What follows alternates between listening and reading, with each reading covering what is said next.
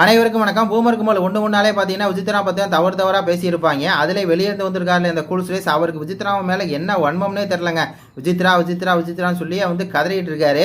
அப்படிதான் லைவ்ல வந்து பார்த்தீங்கன்னா தினேஷ் கேட்கிறார், என்ன தினேஷ் உன்னுடைய பர்சனல் லைஃப் பற்றிலாம் விசித்ராமா பேசினாங்களாமே, அது ஒரு பெரிய விஷயமாச்சே, அது என்ன அப்படின்னு சொல்லி கேட்குறாரு. உடனே வந்து தினேஷ் சொல்கிறாரு, ஆமாம் அது எனக்கே தெரியல, அவங்க வந்து கேமராவில் வந்து பேசியிருக்காங்க, அதனால கமல் சாருக்கு வந்து தெரிஞ்சு போச்சு, அதனால கமல் சார் வச்சு செஞ்சு விட்டாரு. அது மட்டும் இல்லாமல் நானும் வச்சு கிழிச்சு விட்டேன். அதுக்கு அவங்க சொன்னாங்க, சார் இல்லை சார் நான் சும்மா தான் புலம்புனேன், மற்றபடி நான் ஒன்றும் இதாக சொல்ல கிடையாது, நான் சும்மா புலம்புனேன் சார் அப்படின்னு தான் சொன்னாங்க. ஆனால் நான் சும்மா விட கிடையாது, நீ சும்மா புலம்பவெல்லாம் இல்லை, நீ கேமராவிலே வந்து ஓரங்க நாடகம் வந்து நடத்தியிருக்க, அது யாருக்கு போய் சேரணுமோ அவங்களுக்கு வந்து போய் சேரும் அப்படிங்கிற மாதிரி பார்த்தீங்கன்னா வன்மத்தை வந்து கக்க ஆரம்பிச்சிட்டாங்க.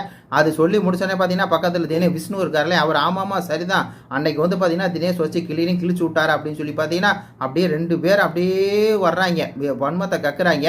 அதுக்கப்புறம் குல்சே சொல்கிறார், இதை தப்பான ஆரம்பத்துலேயே சொல்கிறேன், காமெடியா இதைத்தானே ஆரம்பத்துலேருந்தே சொல்கிறேன், அந்த அம்மா வந்து கேமராக்கா நடிக்குது அப்படின்னு சொல்லி யாருமே நம்பல, என்னை கெட்டவன்னு சொன்னாங்க.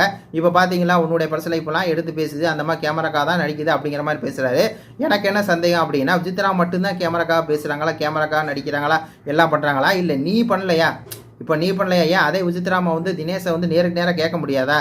கேட்கலாம், எல்லாமே பண்ணலாம். ஆனால் என்ன அப்படின்னா அவங்க வந்து இப்படி பேசிட்டாங்க, கேமராவில் பேசிட்டாங்க அப்படின்னோடனே இந்த கமல் சார் வந்து அவங்கள இவ்வளோ தூரம் கொஸ்டின் பண்ணார். அதை வச்சுக்கிட்டு தான் இந்த பூமர் கும்பல்லாம் பார்த்தீங்கன்னா விசித்ரா பெரிய தவறு பண்ணிட்டாங்க அப்படின்னு சொல்லி சொல்கிறாங்க. இந்த கமல் சார் மேலே இந்த பிக் பாஸ் மேலே இருந்தாங்க நம்மளுக்கு வந்து காண்டா இருக்குது. இந்த பூமர் கும்பல் இப்படி பேச விட்டு இப்படி வேடிக்கை பார்க்குறாங்க, நல்லா நம்மளுக்கு தெரியுது. ஃபஸ்ட்டே வந்து இந்த மாதிரி சுகத்தடி சொன்னது, அடிச்சு துரத்தி விடுவேன்னு சொன்னது, ஓட விடணும்னு சொன்னது, இதெல்லாம் வந்து ஏன் கேட்கல?